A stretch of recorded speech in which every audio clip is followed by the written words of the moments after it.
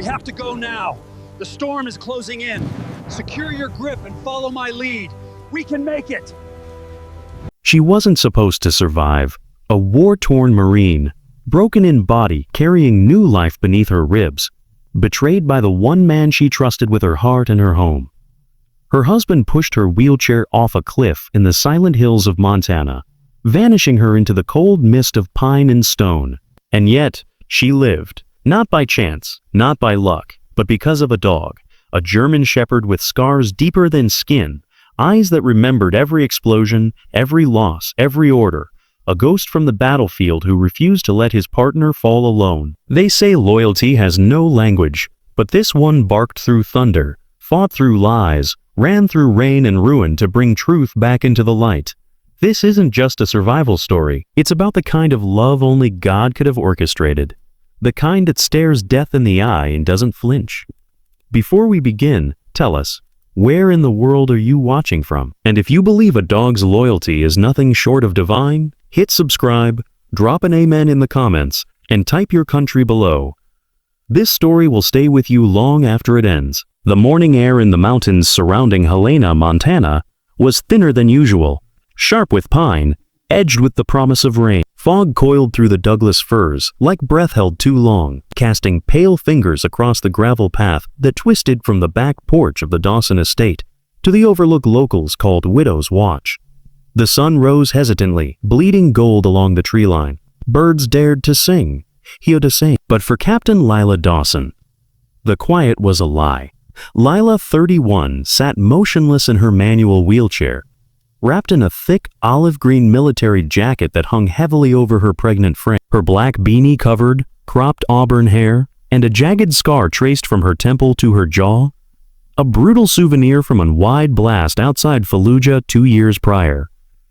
Though therapy had restored some strength, she'd never walk again, but she'd learned to carry pain with quiet dignity. Today, however, unease prickled her skin like static. Behind her, Derek Dawson pushed her chair with careful precision, mid-30s, polished. With a jawline chiseled by privilege rather than hardship, Derek moved like a man rehearsing a role. Once a high-powered consultant in Denver, he'd met Lila at a charity gala for wounded veterans. Their courtship was swift, their wedding even faster. Since then, his warmth had faded like ink in the sun. Lila began to suspect he'd fallen not for her, but for her pension, her land, and the quiet prestige of marrying a decorated Marine. His grip tightened as they neared the cliff's edge. "Almost there," he said, voice flat. Lila squinted ahead. "This feels too close, Derek. The trail's narrow here." "It's fine," he cut in. "You always said you wanted to see sunrise from Widow's Watch. Consider it our anniversary gift." She let silence settle. Something in his tone wasn't cruel. It was empty. Like he wasn't really there. Tethered to a cedar post back at the house was Ghost. Ghost was a 6-year-old German shepherd, broad-shouldered, lean, with a sable coat streaked in ash and rust. His amber eyes mirrored every flicker of Lila's soul. Once he'd sniffed wide in Ramadi. Now, by Derek's rules, he wasn't even allowed past the kitchen. No dogs on the furniture. No dogs upstairs. But Ghost remembered, and he disobeyed in silence. The moment Derek wheeled Lila out of sight, Ghost whined, tugged hard, and the old rope snapped. He tore through the orchard like a shadow, paws silent on dew-soaked grass, guided by instinct deeper than memory. The gravel thinned as they neared the precipice. The pine canopy fell away into a yawning void of mist and rock. Lila's fingers dug into the armrests. "Derek, this is close enough." He didn't stop. His eyes stayed fixed on the horizon where the sun crowned the ridge in defiant gold. "You know what's funny?" he said.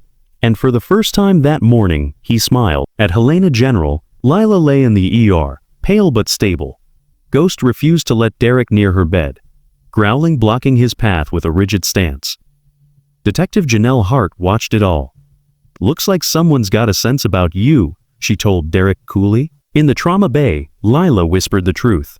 "He pushed me." Hart's pen moved swiftly across her notepad.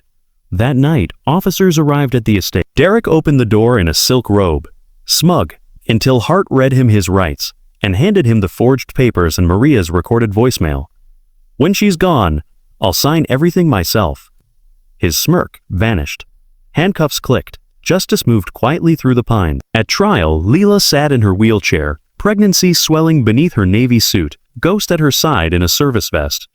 She testified calmly. About the walk, the edge, the release. Sam spoke next, then Maria, then Dr. Connors, who confirmed the injuries matched a deliberate fall. Derek's defense crumbled. I was overwhelmed, he stammered. She was always broken. The courtroom fell silent. Judge Redcliffe removed her glasses. Or perhaps you thought she'd die and you'd inherit everything. Before sentencing, she made an unprecedented ruling. Ghost was declared an official emotional support animal under Montana law. When the verdict came, maximum sentence for attempted murder and fraud. Derek didn't protest. He simply stood trembling as tears came too late. Outside, veterans, townsfolk, and strangers rose to their feet as Lila rolled out with Ghost beside her. A young nurse placed a folded American flag on her lap. For him, she said softly, because he served, too. Now, Lila lives in a sunlit cabin built by fellow veterans on the edge of wildflower fields. Sam visits weekly with groceries and stories. Ghost sleeps beside her door but rarely stays. His place is always at her feet. Inside, photographs line the walls. Lila in uniform, Ghost as a pup, and a new one. Lila holding 7-year-old Noah, a boy with spina bifida, who calls Ghost his guardian ranger. The therapy group meets every Thursday. Ghost calms veterans with PTSD just by sitting near them. A grizzled Vietnam vet once wept as the dog rested his head on his knee. I haven't let anyone touch me in 20 years, he whispered. On the porch one evening, as stars pricked the velvet sky, Leela scratched behind Ghost's ears. You knew before I did, she murmured. You always do. You always do. Sam stepped onto the porch with a leather journal full of letters from school kids writing about Ghost. They laughed as fireflies blinked in the dusk. Later, alone with the wind chimes and the hills, Lila spoke to the sky. I lost everything the world values. My strength, my marriage, my trust. But you gave me this. A friend who never left. A child on the way. A reason to rise again. Ghost pressed his nose into her palm. You're more than a dog, she whispered.